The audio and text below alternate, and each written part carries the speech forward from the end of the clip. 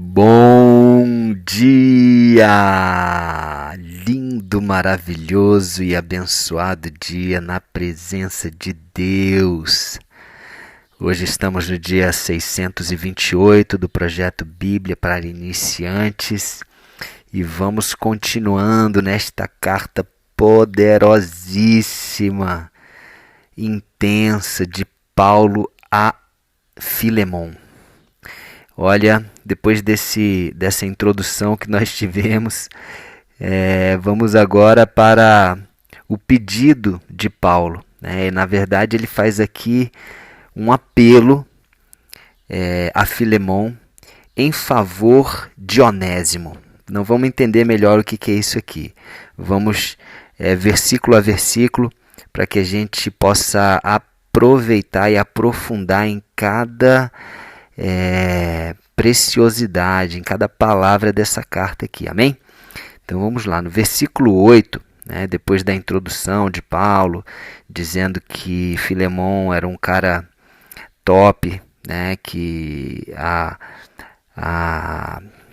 fé e o amor de Filemon eram algo que até impactavam de forma poderosa na vida de Paulo, trazendo alegria, coragem, etc., animando o coração de Paulo e de todo o povo de Deus. Ele fala aqui no versículo 8: Por isso, como seu irmão em Cristo, eu sei que tenho o direito de exigir o que você deve fazer. Olha só que forte, hein?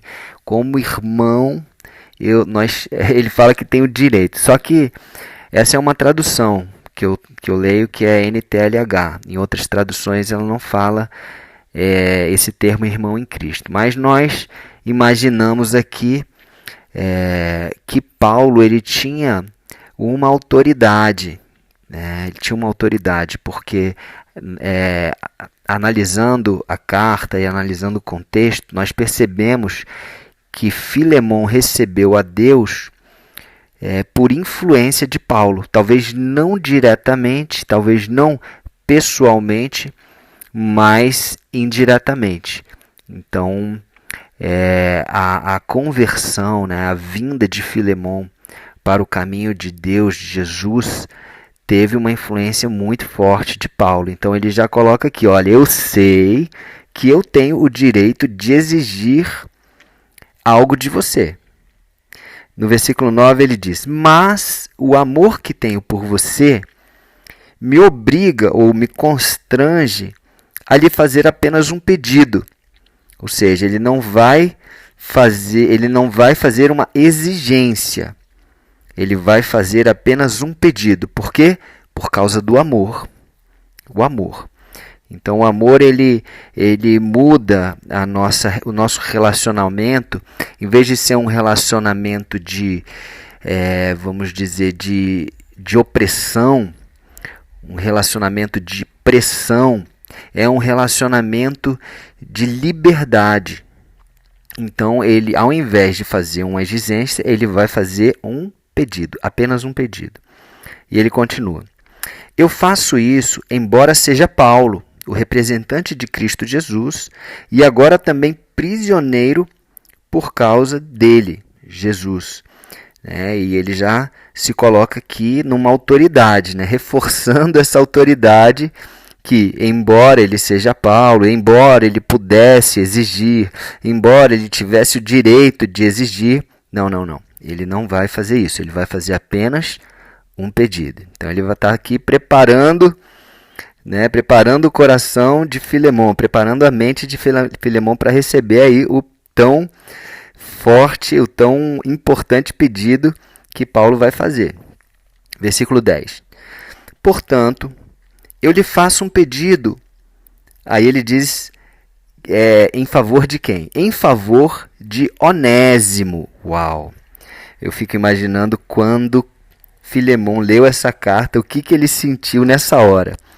Só para vocês entenderem, Onésimo, ele era um servo de Filemon, um escravo de Filemon, que naquela época todos nós sabemos que isso era mais do que comum, Esse senhor, servo, senhor, escravo, isso era como se fosse hoje o trabalhador e o e o patrão, o trabalhador e o dono da empresa, o trabalhador e o seu chefe, o seu gerente, etc., né?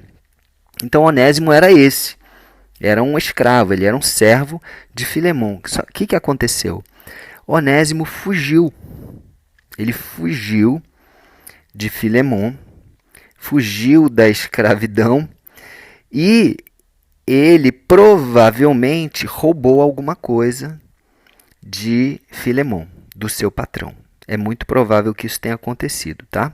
Não diz expressamente, mas é bem provável que isso tenha acontecido. Então imagina assim, Filemon sofreu prejuízos por causa dessa atitude de Onésimo, né? Uma atitude de insubordinação e de roubo. E aí Paulo fala, olha, portanto eu lhe faço um pedido em favor de Onésimo. E aí imagina o que aconteceu dentro do coração de Filemon nessa hora. Que é meu filho, por estarmos unidos com Cristo. Uau! Olha o que Paulo está falando. Ei, Onésimo agora é meu filho. Assim como você, Filemon, Onésimo também é meu filho, filho em Cristo. Pois enquanto eu estava na cadeia, lembrando que Paulo está escrevendo da cadeia, da prisão, enquanto eu estava na cadeia, tornei-me o pai espiritual dele. O que quer dizer pai espiritual? O pai na fé. Foi Paulo que pregou Jesus para Onésimo. Foi Paulo que talvez tenha batizado Onésimo ali, tenha discipulado Onésimo. Não sabemos se Onésimo estava preso junto com Paulo por uma questão de roubo. Essa prisão que Paulo estava tinha uma certa liberdade para ele receber pessoas, né? Talvez era uma prisão domiciliar, onde Paulo tinha liberdade, ele mesmo fala que Timóteo estava com ele, né? E provavelmente Timóteo não estava preso, encarcerado, mas a gente não sabe se Onésimo estava preso ou se ele foi fazer uma visita a Paulo. Independente, né? O que importa é que Onésimo se tornou filho espiritual de Paulo. Onésimo aceitou a Jesus através do instrumento de Deus chamado Paulo. Esse instrumento poderoso. Imagina o privilégio que Onésimo teve. Então ele fala assim, olha, eu quero fazer um pedido em favor de Onésimo. Já preparou aí o terreno, né, para fazer o pedido. Então que pedido é esse, né?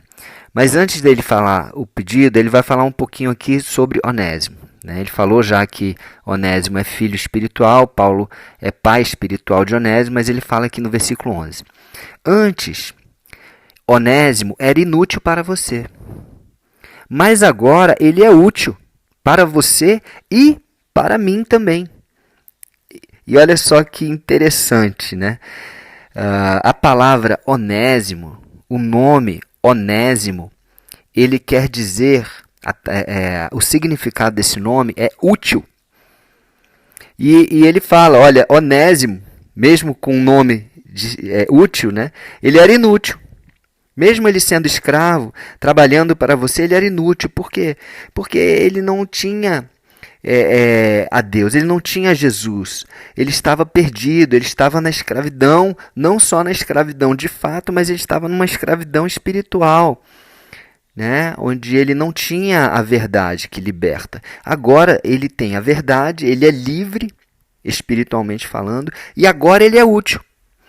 Olha só, agora, finalmente, ele se tornou a identidade para a qual Deus o criou. Deus deu o nome para ele de Onésimo.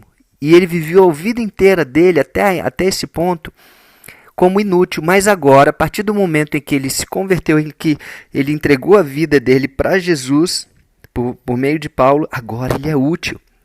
Ele é útil para você, Filemon, e para mim, Paulo.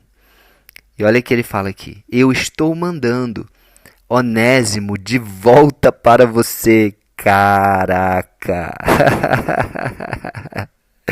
E com ele vai o meu coração. Eu acho que a gente pode até parar por aqui, né? Olha só. Olha esse versículo.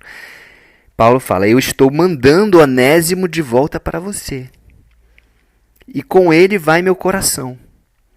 Por que com ele vai meu coração? Porque, olha só, imagina o que Paulo falou para Onésimo. Imagina a transformação que Onésimo passou nesse tempo que ele teve com Paulo. Paulo discipulando ele, falando da graça, falando do amor, falando do perdão, falando de todos os princípios cristãos, né, de humildade, de servir. E Paulo provavelmente deve ter falado para Onésimo, eu fico imaginando, Onésimo, olha só, você pisou na bola, você roubou, você fugiu, você desonrou. Né? Inclusive Paulo, em algumas cartas dele, até Colossos, diz, olha, senhores, tratem bem os seus escravos, e escravos sejam submissos e respeitem ao seu senhor. Né? E essa era uma relação que, lógico, hoje a gente não tem mais isso, né? Não, pelo menos não legalizado, mas na época era como se fosse, como eu falei aqui, patrão e empregado. E na verdade, sinceramente, eu acho que tem muito de escravidão hoje naquilo que a gente vive, né? Entre aspas, não é escravidão, mas quantas pessoas estão vivendo uma vida de escravidão mesmo, né? E muitas vezes sendo escravos, e o patrão não é nem o dono da empresa, não é nem é o dinheiro. Estão sendo escravos do dinheiro. Mas enfim, isso é um outro assunto. O que eu quero dizer aqui é que Paulo está fazendo um pedido para Filemon, e com certeza ele já tinha feito um pedido para Onésimo, que talvez seja tão ou mais desafiador ainda, né? Porque Onésimo é devedor. Onésimo é devedor, ele teria que ir lá se humilhar, teria que ir lá pedir perdão, talvez se ajoelhando como aquele filho pródigo quando volta, Senhor, eu pequei contra ti, me receba aqui como um servo e tal, né? E o pai fala, não, você é meu filho. Então, provavelmente Paulo já teve uma conversa fortíssima com Onésimo. Onésimo já aceitou esse desafio. Então, Onésimo já falou, ok, eu vou. Talvez convencido pelo próprio Espírito Santo. Ele falou, eu vou me acertar com o meu patrão. Eu vou me acertar com Filemon. E nessa ida de Onésimo, talvez Onésimo já estava a caminho, e Paulo manda essa carta. Né? Paulo manda essa carta para preparar o coração de Filemon. Ei, eu estou mandando Onésimo de volta para você. E com ele vai o meu coração. Então, entenda, prepare também o seu coração. E aí, a partir, no próximo, na continuação, a gente entra um pouquinho mais profundamente nessa parte de Filemon. Né? Como que Paulo espera que ele receba Onésimo. Como que não apenas Paulo, mas Deus. E olha que interessante, gente. O caráter de Cristo expresso na vida de Paulo aqui. Um caráter o quê? De reconciliação. E a gente vai tratar sobre esse assunto, reconciliação, no próximo áudio do projeto. Amém? Poderoso, né? Então fique imaginando aí, fecha os olhos, imagina a cena, imagina aí como Paulo conversou com Onésimo, como Onésimo chegou a Paulo, o que Paulo deve ter falado, a mudança de vida de Onésimo, esse pedido de Paulo a Onésimo, olha Onésimo, vai, eu estou mandando você, eu estou encaminhando você para que você faça a coisa certa, vai lá, se acerta com Filemon, tá? E aí agora Paulo, com esse coração de Jesus, ele vai preparar também o terreno lá do outro lado, lá onde Onésimo está indo, para que ele encontre ali também um coração puro, um coração assim como o coração de Deus. Amém? É isso que Deus quer de nós, que nós possamos ser promotores da reconciliação, que a gente vai falar mais profundamente no próximo áudio, gente. Não percam, é poderosa essa carta, amém? Vamos orar? Senhor Deus, Pai, muito obrigado, Deus. Muito obrigado pela Tua palavra. Obrigado, Pai, porque o Senhor nos desafia. O Senhor nos constrange com o Seu amor. O Senhor nos leva a crescermos na fé. O Senhor nos leva a termos comportamentos de humildade, atitudes de humildade, de arrependimento, de servir, de reconciliação, que nós possamos agir como Paulo, como Onésimo, Pai, obedecendo a Ti, obedecendo aos Teus mandamentos, obedecendo ao Espírito Santo, que nos leva a vivermos uma vida de reconciliação, uma vida unida em Ti. Nós Te recebemos, Jesus, e Te agradecemos por tudo que o Senhor veio fazer por nós, morrendo naquela cruz para nos reconciliarmos com Deus, Papai. Nós Te recebemos como Senhor e Salvador das nossas vidas. Amém. Então é isso, pessoal. Um dia maravilhoso, uma noite maravilhosa e até o próximo dia do projeto, tá? Um beijo, fiquem com Deus.